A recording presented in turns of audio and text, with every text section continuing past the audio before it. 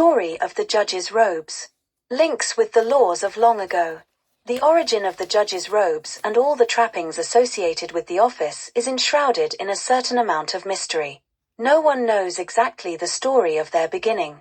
The fact that on saints' days red is worn shows that they may have had a monastic origin, although there is a belief that they are a relic of the ordinary civilian dress of the Middle Ages. A link with the church is to be found in the judge's coif, which may be a survival of the days when priests sat in judgment on their fellows. In those times the coif was used to hide the tonsure of the priest when he became the judge. Origin of the black capital. The passing years have brought little change in the costume worn by judges of the King's Bench division, which is practically the same as that in use in the 17th century. The scarlet gown with broad black belt and tippet trimmed with white fur is worn at the trial of criminal cases and on red-letter days. At other times thinner robes are worn, and for the actual work of the courts the full-bottomed wig is abandoned for the bob wig. This, unlike the barrister's wig, has one vertical curl just above the tail instead of 3 rows of horizontal curls at the side. The black cap, the somber emblem of death at which so many criminals have quailed, made its appearance in the 16th century. It was worn more regularly then, but it is wrong to say that it makes its appearance nowadays only when sentence of death is being passed. It is part of the raiment, and is worn, for instance, when the Lord Chief Justice receives the newly elected Lord Mayor of London when he of justice calls at the royal courts. Judges have both summer and winter dress. Instead of the heavy scarlet cloth and so-called ermine of the winter months, the robe in the summer is of thinner stuff.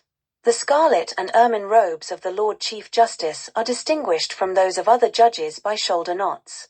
On state occasions he wears what is known as the collar of SS, a golden chain which hangs beneath the cape. The 8.8 is said to come from the name of St.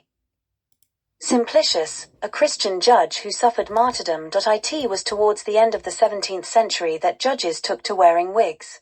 In 1822 Humphrey Ravenscroft took out a patent for a wig that did away with the necessity of curling and tying. The firm of which Ravenscroft was a member is today making wigs which are very much the same as those made so many years ago, barristers with swords.